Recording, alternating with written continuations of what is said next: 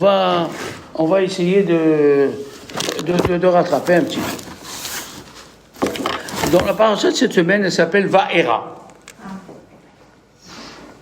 C'est la réponse de Dieu à Moshe Rabbeinu qu'il a respecté. Moshe Rabbeinu l'a dit, depuis que tu m'as dit d'aller voir Pharaon, il a ajouté des travaux sur les Juifs. Et il a dit ce mot. Lama hare'ota la'amazé. Pourquoi tu as fait du mal à ce peuple? Moshe, que Dieu lui parle. Quel est le degré quand Dieu il te parle?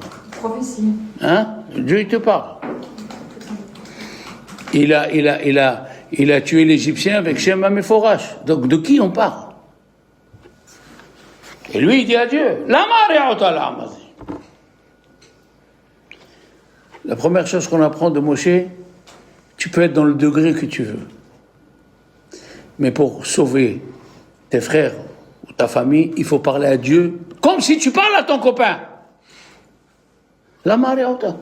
Pourquoi tu as fait du mal? Alors qu'est-ce qu'il lui dit Dieu? Aïe, aïe, aïe, aïe. Vaïra el Abraham, el Isaac, el Yaakov. Là aussi, il y a une autre blague. Vaïra, je me suis apparu, el Abraham, Isaac et Yaakov. Qu'est-ce qu'il dit Rashi? Va'era. Qui c'est Abraham, Isaac et Yaakov? Qui c'est? Le patriarche. Corinne, tu es là ou pas? Je suis là. C'est pour ça que je pose la question. Tu as les actions qui sont montées ou sont descendues? Oh. C'est stable. Va'era, ça allait bien. Va'era, el Abraham, el Isaac, el Yaakov.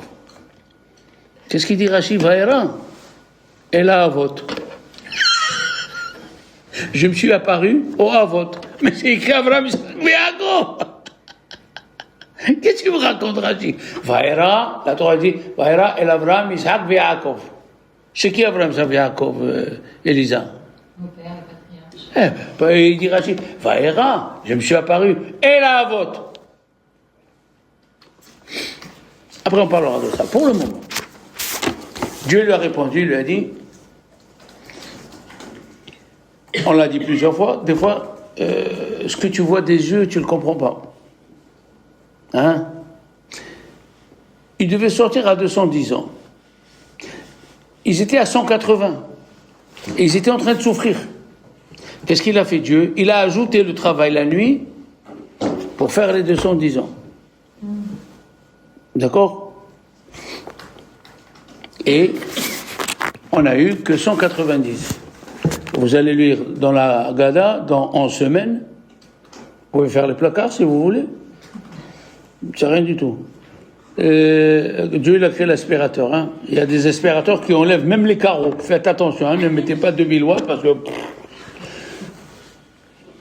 C'est écrit dans la Haggadah, c'est à partir de cette paracha qu'on commence les chidushim de la Haggadah. Mais c'est dans la paracha.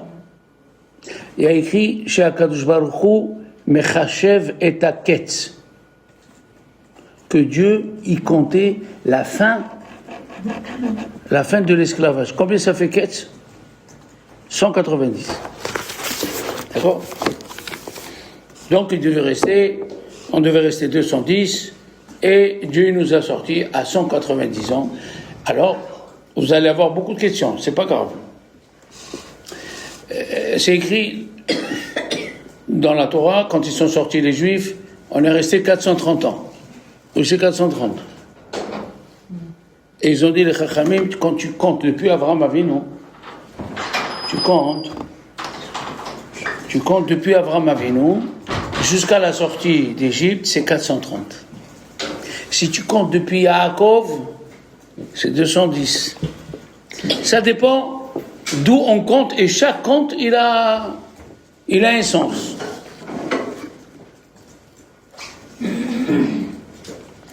Pourquoi on prend les 4 verres de vin? Parce que, on va voir dans la paracha, voilà, c'est écrit 4 langages de délivrance. Il faut les apprendre par cœur. Ve'otzeti, je vais vous faire sortir. Vehitzalti, je vais vous délivrer. Vega'alti, pareil, je vais vous sauver. Velakarti et Chemli Leam. Donc il y a quatre langages de délivrance. Oui. Veotseti, on est sorti d'Égypte. Veitzalti, quand Amalek nous a attaqués. Vegaalti, Etchem, Veotseti, quand on est sorti. Veitzalti, quand on a passé la mer Rouge. Vegaalti, quand on a fait la guerre avec Amalek.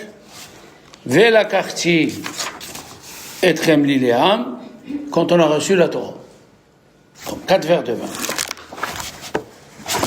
4 verres de vin, il dit le Rabbi Shemuel Idels, qui était rabbin en Autriche. Si vous n'arrivez pas à écrire aussi vite que je parle, vous m'arrêtez. Sinon, c'est vous qui perdez. Yosef, il était en prison. Et le maître, le sommelier, il lui a dit 3 fois, j'ai rêvé que je prends le verre, je donne le verre, il prend le verre. C'est quoi, c'est l'usine Saint-Gobain de verre ici? C'est quoi? La Torah n'écrit pas des choses en plus. Et il a dit, j'ai rêvé que j'avais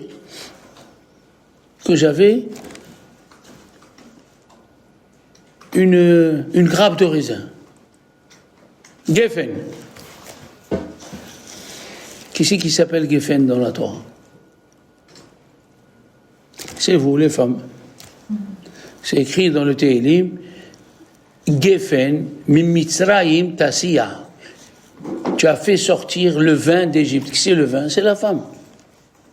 C'est pour ça que j'ai dit en rigolant, que les gens, quand ils se marient, ça ne va pas tellement au début du mariage. Pourquoi? C'est que du jus de raisin.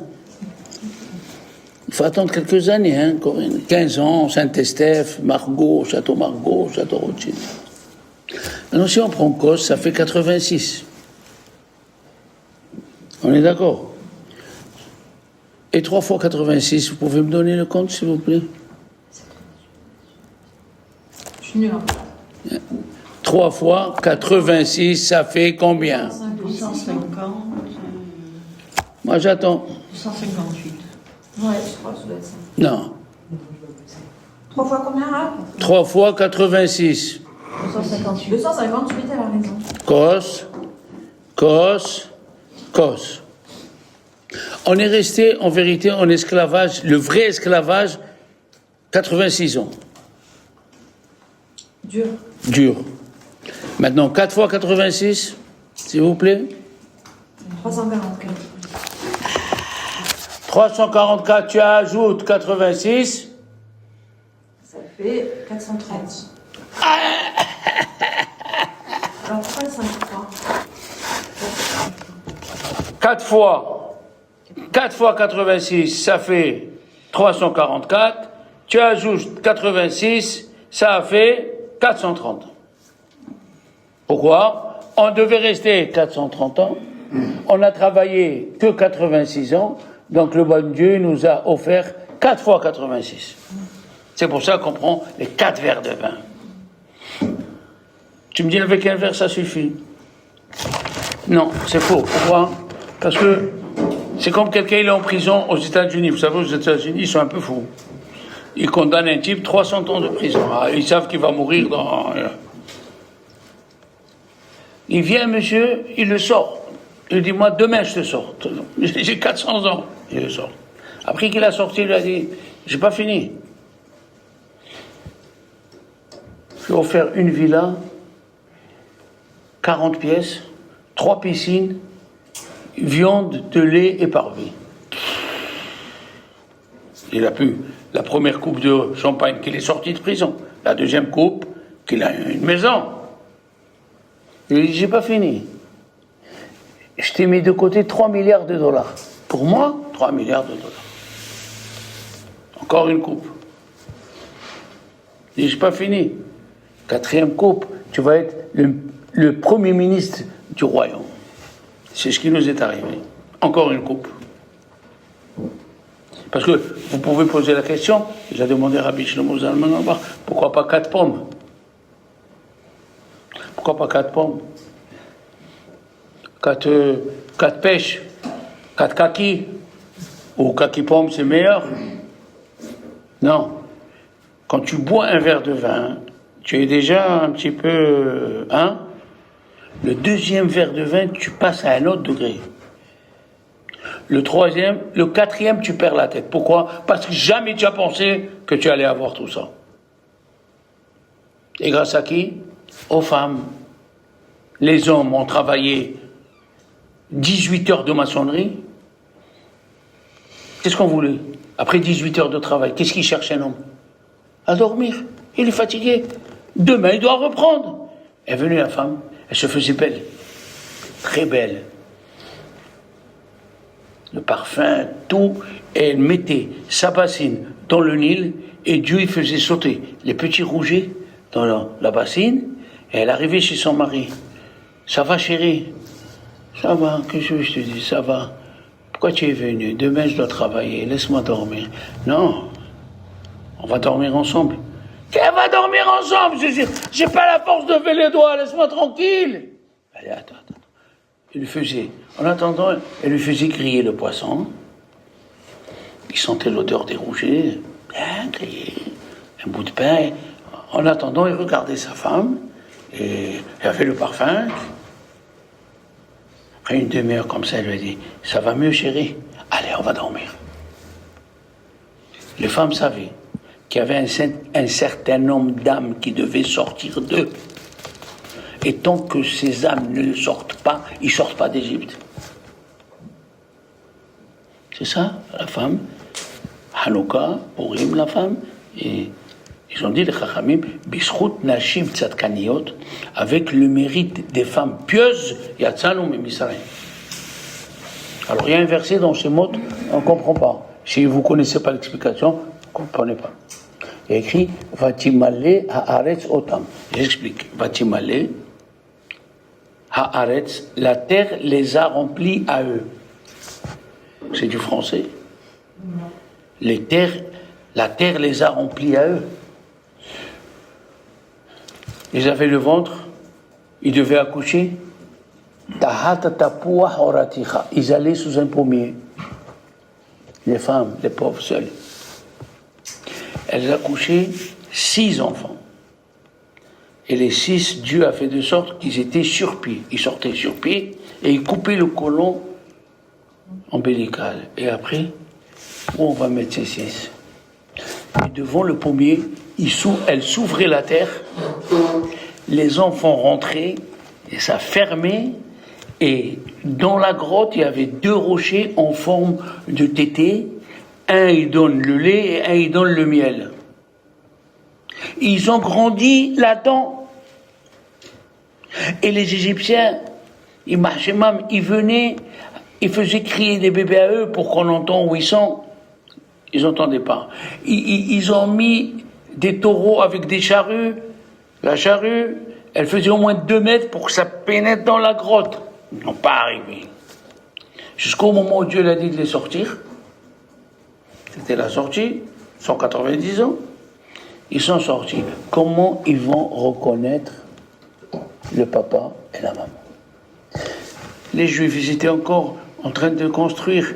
Et son copain lui dit, Shimon, je crois que c'est tes enfants. Mes enfants? Oui. Regarde, ils ont tous ta photo avec le grain de beauté ici, juste sur l'œil gauche, comme toi. C'est tes enfants. Regarde, ils ont la même... Eh oui, mais oui, ils me ressemblent. C'est les miracles qu'il y avait pendant la sortie d'Égypte. Tout ça, il faut le raconter le soir de Pessah. Tout ça, il faut l'apprendre pour savoir où on va. Oui.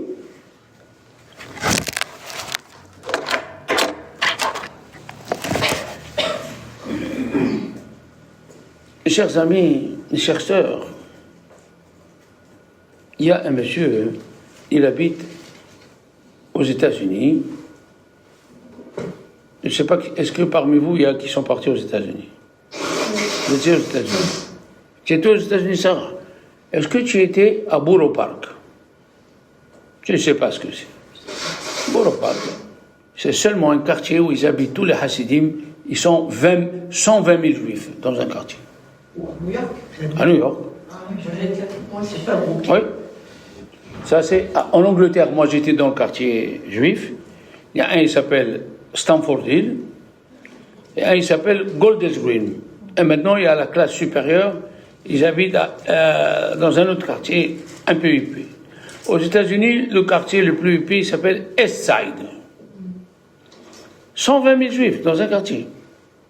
Et il y a une synagogue à côté de l'autre, il y a une prière derrière l'autre.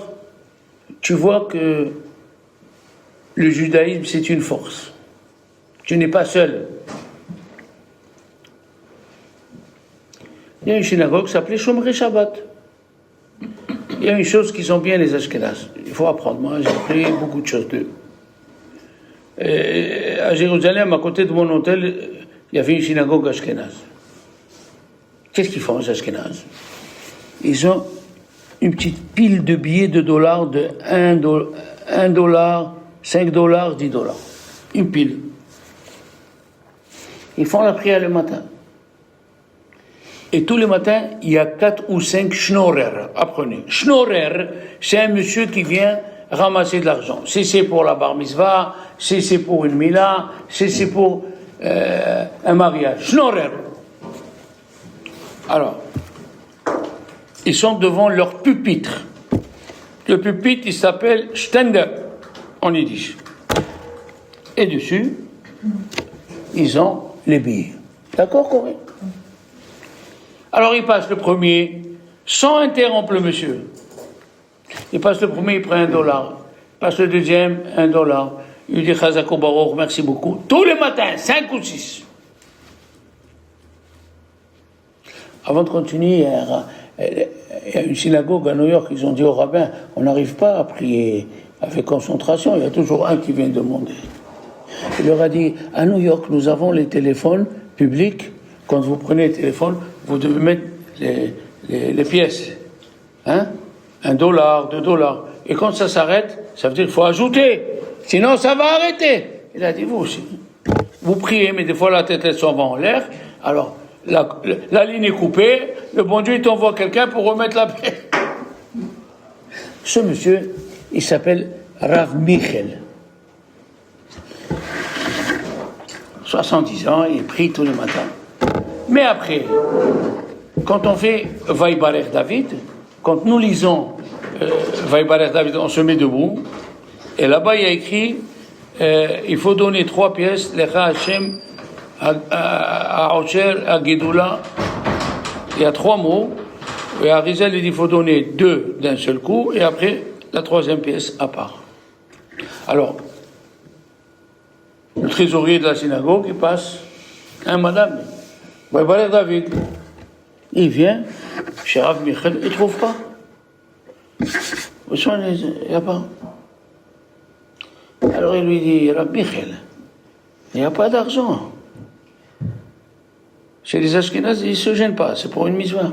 Tous les matins, tu donnes. Et il fouille. Il dit, j'ai pas, il dit, c'est pas possible. Rav Michel. Il fouille. Qu'est-ce qu'il trouve? Il a dit, dans ma poche, il lui restait un carreau de chocolat.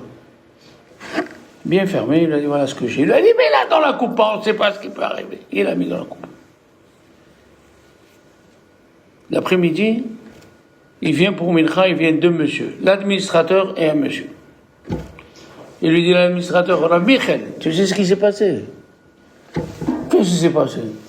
Ce monsieur, il a fait une hypoglycémie, on n'a pas trouvé de sucre, il allait mourir. Il respirait plus. J'ai dit, ouais, j'ai un carreau de chocolat. Je l'ai mis dans la bouche, il a commencé à sucer. Ils sont venus, le docteur, il a dit, il t'a sauvé. Il vient te remercier. C'est quoi un carreau de chocolat? Un carreau. Prenons la fille de Pharaon. Comment elle s'appelle, la fille de Pharaon, les enfants? Pitia. Hein? Pitia. Et toi? Bitia. Et les gens qui ont traduit, Bitia. Elle a vu une petite, Hein? Un berceau. Merci. Un berceau en bois sur le Nil et un petit qui pleurait. Il n'y a pas écrit petit qui pleurait. Il y a écrit Ve'ana'ar. C'était un jeune homme qui pleurait alors qu'il avait 3 mois. Ils disent les Chachamim, tous les pleurs des petits-enfants étaient dans la gorge de Moshe jusqu'à que c'est devenu la voix d'un adulte. Alors, c'est écrit, Vatishlach et Amata. Elle a envoyé, ça c'est Amma. Ça c'est Yad. Ça c'est Amma. Elle a envoyé sa main, mais il était à 10 mètres. Et la main s'est allongée. Hein? La main s'est allongée. Et qu'est-ce qu'elle a pensé quand elle a envoyé sa main? Dis-moi, tu es au bord de l'eau là. Tu vois un navire qui est en train de sombrer dans l'eau. Tu as déjà levé une main, toi? Ni moi. Alors qu'est-ce qu'elle a pensé, cette Bitia? Vous comprenez? C'est la question des commentateurs. Bitia a dit, moi je fais ce qui est en mon pouvoir. C'est quoi mon pouvoir? J'étends la main. Dieu il a fait de sorte que sa main, elle s'est allongée de 10 mètres. Fais ce que tu as à faire. Le reste, c'est le bon Dieu qui le fait. Ne dis pas, je peux pas. Je te donne un exemple. Hein. Il te reste un quart de paquet de couscous pour Shabbat. Qu'est-ce que je vais faire? Fais! Tu ne sais pas quand tu vas le mettre dans la plata, il va se multiplier. Fais! Fais ce qui est on est 4 et j'ai que 4 boulettes. Et mes boulettes, ils sont bonnes. Comment je fais? Fais! La boulette dans le plat, elle va grossir. Parce que tu fais ce qui est en ton devoir. Fais ce qui est en ton devoir. Il y avait un rave, il s'appelait Rabbi Hanina ben Dosa. Alors, madame, Rabbi Hanina ben Dosa était d'une pauvreté. Il mangeait, lui et sa femme, 1 kilo de caroube de vendredi à vendredi. Vous entendez ce que je dis? Ça veut dire, tu ouvres le frigo. Il n'y a pas de frigo. Pourquoi? Qu'est-ce que tu vas ouvrir? Il n'y a pas de frigo. Même le pain, ils n'avaient pas pour Shabbat. Une fois, sa voisine, elle lui dit, alors, tu as fait du pain? Tu as bien pétri? Hein? Tu as mis les grains de sésame? Elle lui a dit oui. Elle a dit, je vois, elle a ouvert le four. Il y a eu un miracle. Il y a eu des pains qui chauffaient. Et vous n'avez pas de pain. Puis Hanina ben Dosa, elle dit la Gemara, lui, il se suffisait 1 kilo de caroube par semaine. Et le monde entier, elle dit la Gemara, Kol ha'olam nizon, le monde entier était nourri, bishrout Rabbi Hanina ben Dosa. Alors lui, il s'est levé un matin, Sarah, il a dit, j'ai envie d'offrir une pierre au Beth Amikdash, une pierre. Une pierre, vous savez que au Beth Amikdash, le bon Dieu a fait de sorte que ça s'use un peu, les murs et tout. Il aurait pu faire, il y a des miracles au Beth Amikdash, pour que nous on offre. Hein?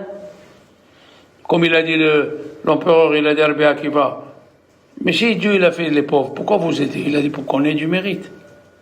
Tu aides un petit à acheter des tefilines, tu aides un petit à acheter un livre. Tout ce qu'il va faire, ça va être pour ton mérite. Il a taillé la pierre. Une pierre. Maintenant, lui, il est vieux. Comment on va faire pour la lever jusqu'au Beth Amikdash? Une charrette, elle est passée. Il n'a pas eu le temps de voir 4 personnes. Rabbi Hanina, tu es soucieux. On ne veut pas, nous, que tu sois soucieux. Un rave soucieux, non. Quel est le problème? Il a dit, j'ai taillé une pierre, je vais la faire monter au Beth Amikdash. Nous, on doit aller à Jérusalem au Beth Amikdash. Ils l'ont pris, ils l'ont fait monter, lui et sa pierre, ils sont allés au Beth Amikdash, il l'a pris, il a donné au Cohen qui s'occupe de l'intendance. Dès qu'il a donné, il a dit, je dois payer les 4. Au moment où ils veulent pour les payer, ils ne sont pas là. Il rentre au Sanhedrin, devant le Beth Amikdash, il y avait le Sanhedrin, il rentre, il dit voilà, est-ce que c'est pas du vol cette pierre? Il est parti, regardez où il est parti. J'ai pas payé les ouvriers, peut-être c'est du vol, c'est assourd. Ils ont dit, le Bechanina, n'aie pas peur. Tu as eu 4 anges qui sont venus t'aider en forme d'homme. Qu'est-ce qu'il a fait finalement? Qu'est-ce qu'il a fait? Il a taillé une petite pierre. Un petit geste.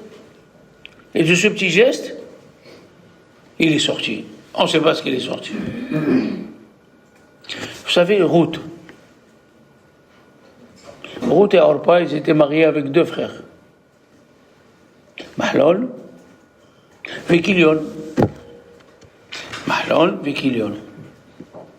Ne répondez pas comme ça au hasard. Dites-moi si vous savez.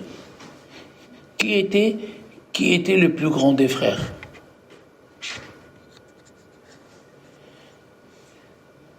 Moi aussi, je ne savais pas. Je suis heureux d'apprendre. Je suis heureux d'être curieux d'apprendre.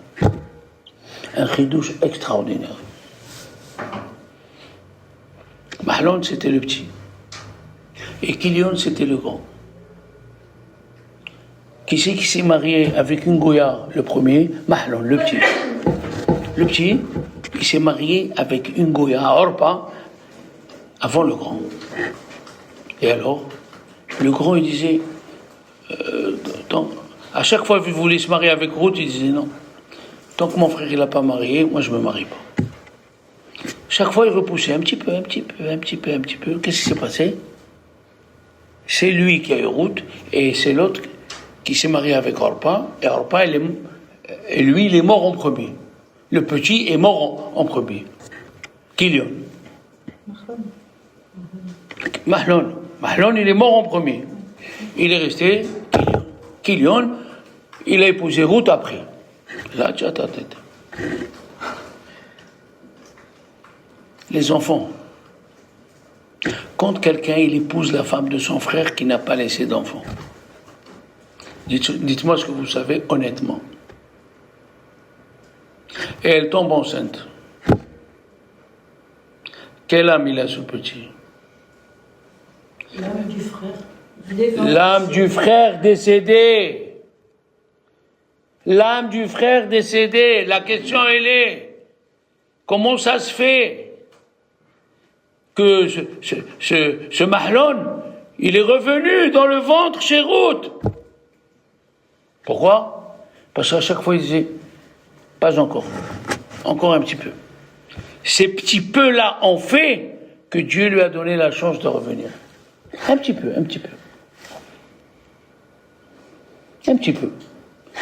Je peux pas faire tout.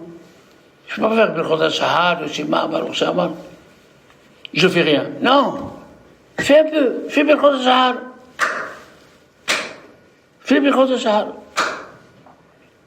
Écoute un petit audio, une halakha. Un peu. Vous savez, à Montpellier, il y a 3 ans, je me rappelle, une femme, elle est décédée, une Goya, elle est décédée, elle avait 300 000 euros qu'elle a ramassés avec ses parents, avec son mari. Elle les a donnés à qui?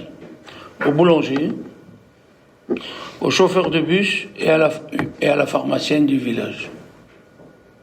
Elle a 3 filles et un garçon, elle leur a rien laissé. Et elle a écrit, la pharmacienne ne voulait pas que je me dérange jusqu'à la pharmacie, elle me les a amenés jusqu'à la maison. Le boulanger, il m'a amené le pain jusqu'à la maison. Le chauffeur du bus, il descendait pour me faire monter dans le bus. C'est des petits gestes. Elle n'a pas donné à ses enfants. Jamais ils appelaient. Ils attendaient l'héritage. Eh ben voilà. Un petit geste. Hachem, il aime les petits gestes. Vous connaissez Rockefeller? Hein? Bien sûr. Des premiers milliardaires du monde. Un jour, il était dans un bar, il a bu, il a dépensé tout son argent, il est sorti. Il était comme ça, qu'est-ce qu'il va le ramener chez lui? Il y avait un taxi qui passait. Il a dit, s'il te plaît, regarde, j'ai pas d'argent. Je suis Rockefeller, je te donnerai l'argent. Il a dit, moi, je suis le bon Dieu. Rien que monte. Tu restes pas comme ça dans la rue. 4 ans après, quand il est mort Rockefeller, ce chauffeur de bus a reçu $500 000 cadeau. Il lui a écrit que tu m'as pas laissé dans la rue. Un petit geste. Et c'est un proverbe en espagnol. Haces bien y no miras a quién. Fais du bien et ne vois pas à qui tu le fais. Haces bien y no miras a quién. Rabbi Semah Sarfati, c'était le grand rabbin de Tunis en 1830. Tous les matins, il se levait de bonne heure, 2 heures du matin, pour aller faire le Tikkun Chatzot, les Tehillim pour les gens de la ville. Il y a des gens qui se sacrifient. Ici à Marseille, il y a une femme qui se lève tous les jours à 3 heures du matin, elle lit tous les Tehillim. Elle est venue me voir, est-ce que je peux lui enlever le nid d'air? Je lui dis jamais de la vie. Elle me dit quoi? Jamais de la vie. Vous sauvez des bébés sans le savoir. Et comme il passait par le boulanger, il y avait un jeune boulanger. Il voyait le Rav, il sortait avec une bougie, il dit ah Rav, je t'accompagne, il l'accompagnait jusqu'à la synagogue. 1 an après, il est sorti le petit, il lui a dit le Rav, regarde. Aujourd'hui, je voyage en Turquie et de Turquie, je voyage en Israël. Je te remercie pour tout le bien que tu m'as fait. Je dois me préparer, vendre ma maison. Je te bénis que tu sois un très grand Richard. La bougie. 1 an après, qu'il s'est bien préparé, il est arrivé en Turquie. En Turquie.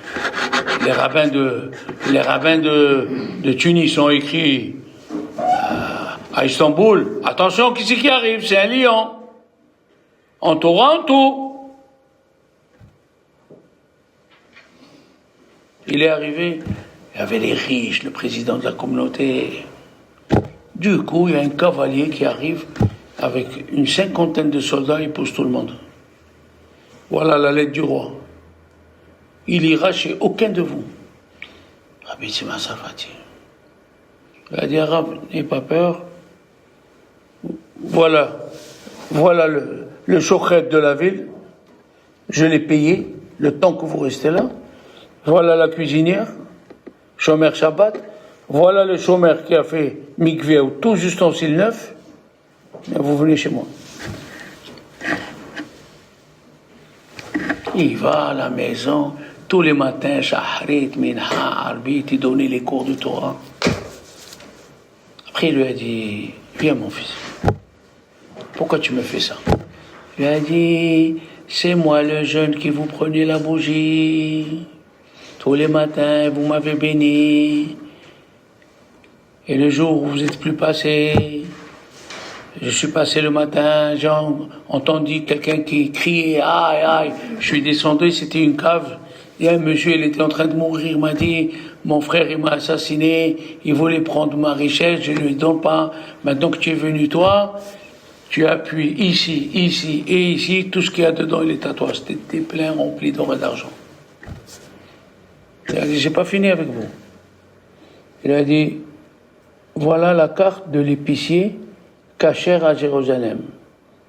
Tout ce que vous prenez, c'est moi qui paye. Un petit truc, hein. Elisa, un petit truc. Un petit truc, de rien. Les rabbanim, ou ceux qui croient en Dieu, ils savent que s'il arrive quelque chose devant eux, il y a quelque chose. Rabbi Cheskel Lando, 1740, le grand rabbin de Prague.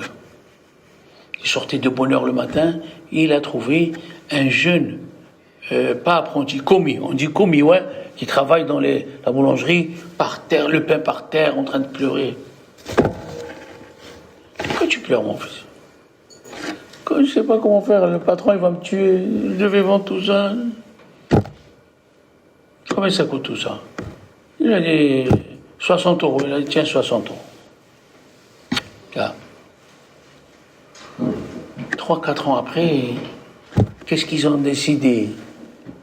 Les boulangers de Prague avec l'évêque de Prague, à la sortie de Pessah, tous les juifs, ils achètent le pain. On aime acheter le pain. Frais. La mafleta. Oula, moi je peux rester jusqu'à 3 heures du matin. Les mafleta, les tova. La mouna, tout ça. Ils ont décidé, à la sortie de Pessah, de mettre du poison dans le pain pour tuer autant de juifs qui suivent.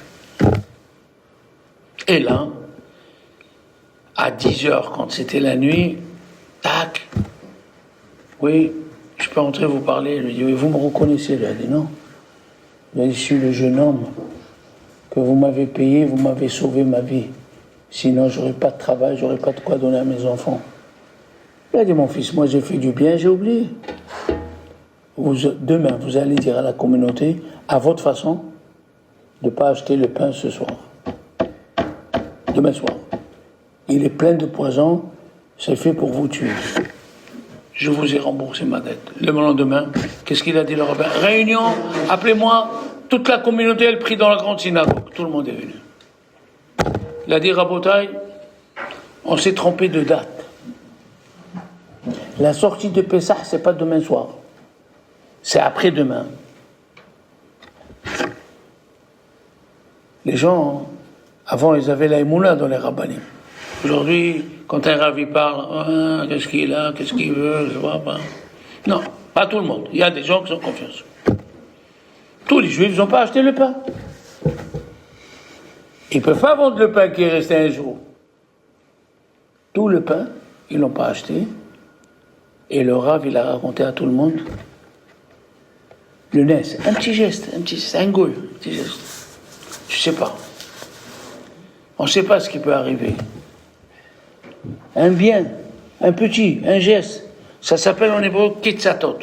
Ktsat, un peu. C'est pas obligé. Il y a des gens, ils pensent, il y a un méchoulard qui est là, j'ai pas 50 € à lui donner, 30 €, 20 €. Donne-lui ce que tu peux, mais donne-lui. Pourquoi Dieu il a choisi Moshe? Hein? J'aurais pu me choisir à moi. Non, c'est pas une question bête. Moshe, il était berger chez Yitro. On est d'accord? Arrivé chez Yitro, il est parti berger dans la montagne. Comme David Amelech, il était berger, il allait, il avait sa flûte, il chantait chez la Mahalot et Zainai.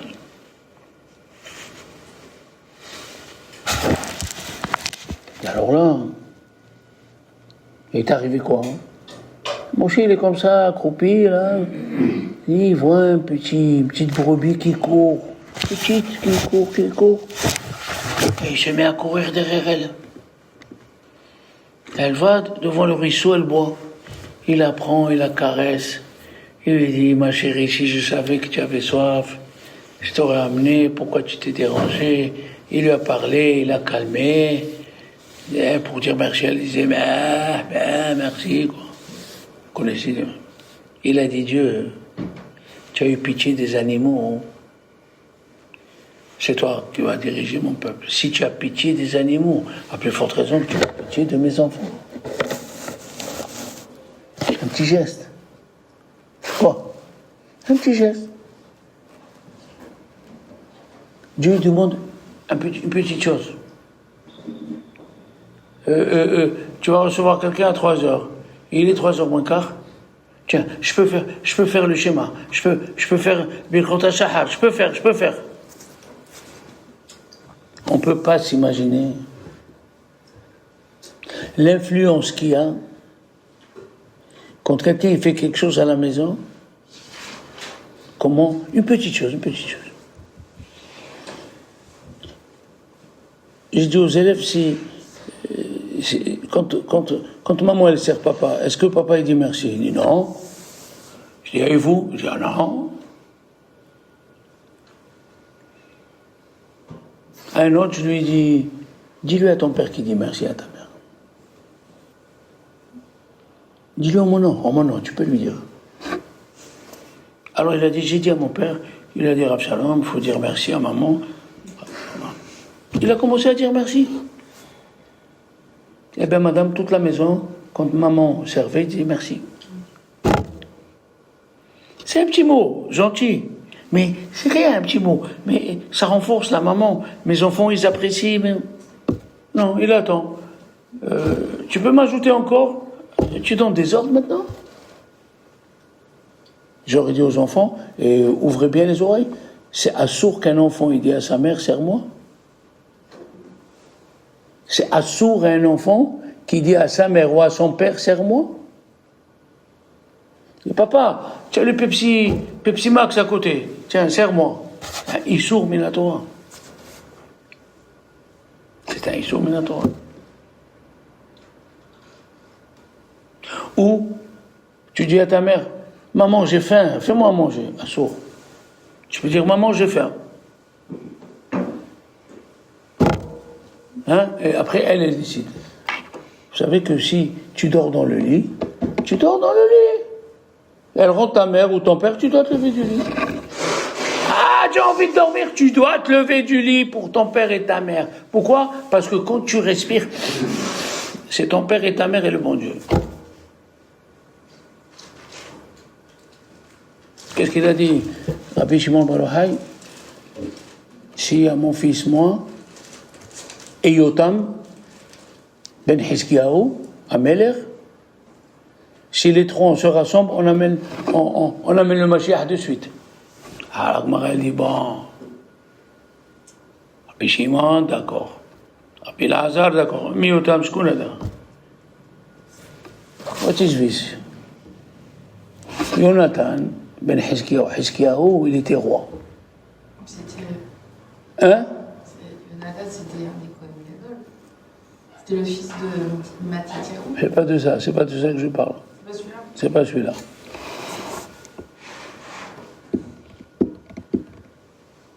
Hiskiyahu, c'était un roi. Et lui, il s'appelle pas Yohanan, ma fille, il s'appelle Yotam. Yotam. Il a eu une crise de jalousie. Pourquoi les Kohen ils servent et lui non? Ça arrive, hein? Moi, j'étais dans une synagogue. Et le rabbin, comme j'étais une semaine, il était jaloux. Il a dit, pourquoi on doit faire monter le Kohen? Moi, je monte le premier. Vous vous rendez compte? Il a une crise, Hiskiyahu. Pourquoi les Kohanim ils doivent servir? Moi aussi, je monte. Il est monté. Il a pris le couteau pour égorger. Et tout son corps est devenu lépreux. Et qu'est-ce qu'on fait un lépreux? Autant, hein? On le met en quarantaine. Pas en quarantaine, il le mettait dans un endroit, il l'oubliait. Maintenant, qui c'est qui prend la place? Kohen. Yotam. Non, la place du roi. Hiskiyahu, c'était le roi. Il est devenu lépreux, qui c'est qui doit prendre la place? Son fils. Qu'est-ce qu'il a fait son fils? Il a dit, tant que mon père est vivant et quelqu'un m'appelle le roi, je le tue. Quel respect! Quel respect!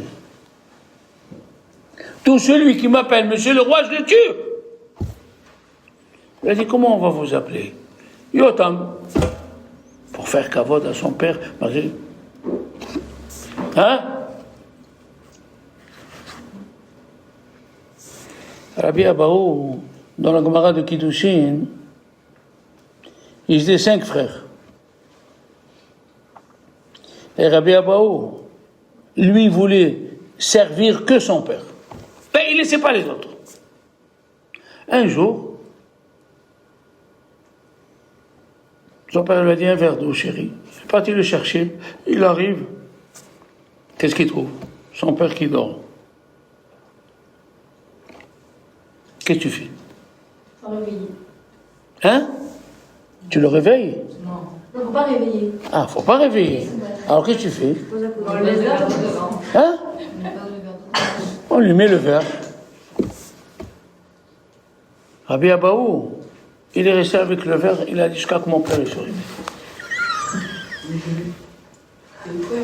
Et grâce à lui, il a fait une dracha fantastique. Il a fait une dracha Mizmor, c'est écrit Mizmor. Mizmor, Ba'u goim ben ahalatecha. On fait un mismor, on chante à Dieu, les goïms sont venus, ils ont détruit le peuple juif. Mismor. Et Dieu lui a donné l'explication.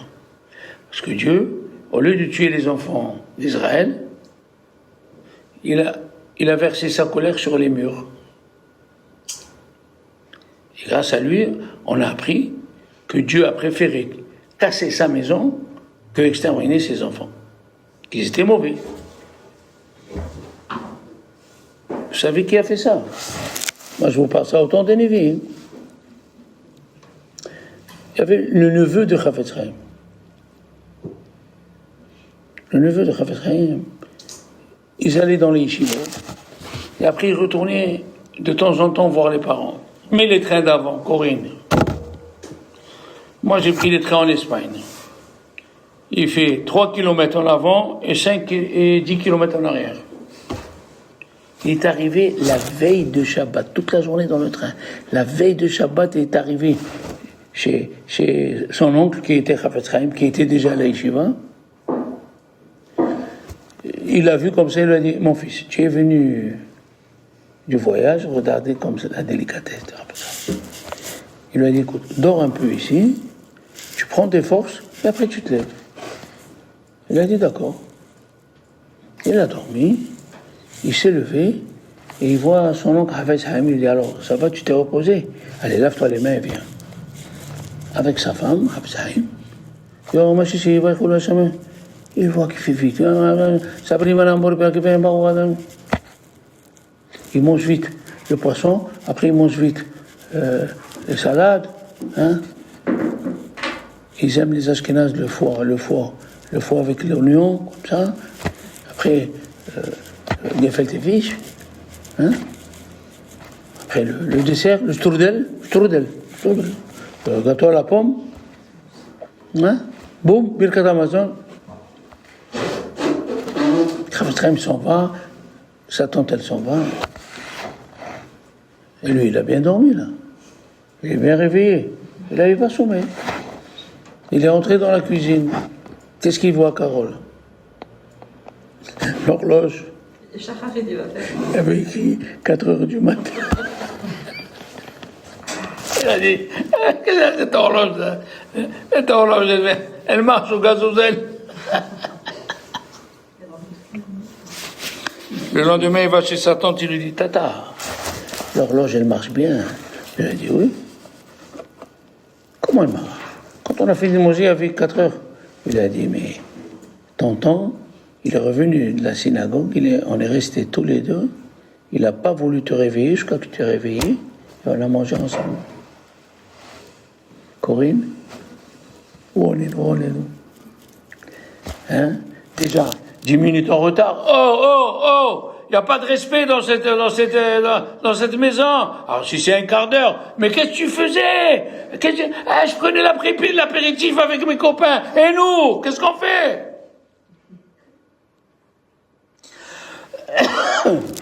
Mon copain. Allez. Moi, quand j'étais à la yeshiva du Redon, jeune, je suis toujours, n'avais pas d'argent pour les médecins. Alors, le Rav Rumi m'a donné l'encyclopédie qui est médicale. Et avec ça, je soignais les élèves. Un jour, il vient le fils du Rav Senior du séminaire de filles qui est à Valon de Toulouse, à la yeshiva du Redon. Il monte chez M. Rumi. Il y a une fille qui a très très très mal, on ne sait pas ce qu'il faut faire. Est-ce qu'il faut faire Chilul Shabbat? On ne sait pas. Et comme moi, je m'y connaissais un petit peu, il m'a dit, Shalom, tu vois, selon ce que tu vois, s'il faut l'amener à l'hôpital, tu vas avec elle. D'accord. Moi, j'avais Emouna dans mes rabbanim. Ce qui me disait, je suis parti au séminaire, donc il y avait 20 minutes le soir. Je suis arrivé, il était 10 heures du soir. Bon, la fille, elle était étendue. Elle était habillée. Avec mon doigt, j'ai commencé à taper son ventre. Je suis arrivé là, elle s'est mise à crier. J'ai dit ça, il faut l'hôpital, peut-être c'est une appendicite qu'il faut enlever de suite. Où est le téléphone? Pas de téléphone, je suis parti. À 10h30 chez le voisin, Goy. monsieur, je suis désolé, on a un cas extrême. Il a été gentil, mais oui, on peut appeler une ambulance. L'ambulance est venue. Je dis voilà, je me présente, je m'occupe des élèves qui sont malades. Il nous a amenés, pour ceux qui se rappellent, à Marseille, l'hôpital Dieu. L'hôtel Dieu. C'était l'hôpital. Je rentre, il sort, le docteur dit, on l'a calmé. Si demain il faut l'opérer, on l'opère. Donnez-moi un numéro où on peut vous joindre. Je lui ai donné le numéro de ce monsieur. Je vais trouver. C'était minuit. Alors, de l'hôtel Dieu au Redon. 2h15 seul dans la rue. Tiens, que je vois le coup. Parti pour une mise, va. Ne m'envoie pas ni des chiens, ni des chats, ni un goy, ni rien. Je t'en prie, je suis peureux.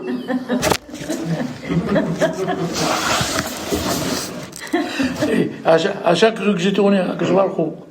J'ai fait ça pour une mise, va. Hein. Ne m'envoie pas ni chien, ni chat, ni goy qui crie. Je suis arrivé à 2h30 à la yeshiva. J'ouvre la porte, j'entends une voix. Shalom, shalom. Oh, c'est M. Rumi, je monte. Il me dit, M. Rumi, alors mon fils. Je lui dis, voilà. Elle est entre tes bonnes mains. Il lui fait à sa femme. Amène le vin, on va faire kidouche, on va manger. Tu vois ce que c'est une grande personne? Ça, c'est les gens d'avant. C'est les gens d'avant. Hein. La vie, c'est pas ce qu'on croit, c'est les petites choses. Les petites choses. Ton mari passe par la pâtisserie cachère.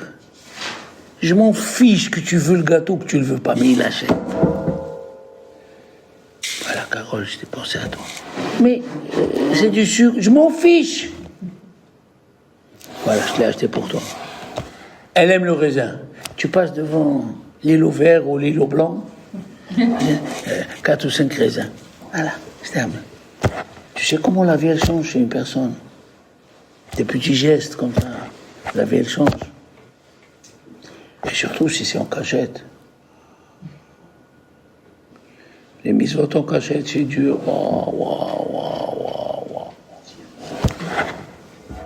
Déborah, je finis avec ça. La prophète Déborah, elle avait un mari ahmar. Tu sais ce que c'est ahmar? Il a dit, tu sers à rien. Viens, tu vas faire quelque chose. Il a dit, fais des mèches pour le Mishkan, à Shiloh.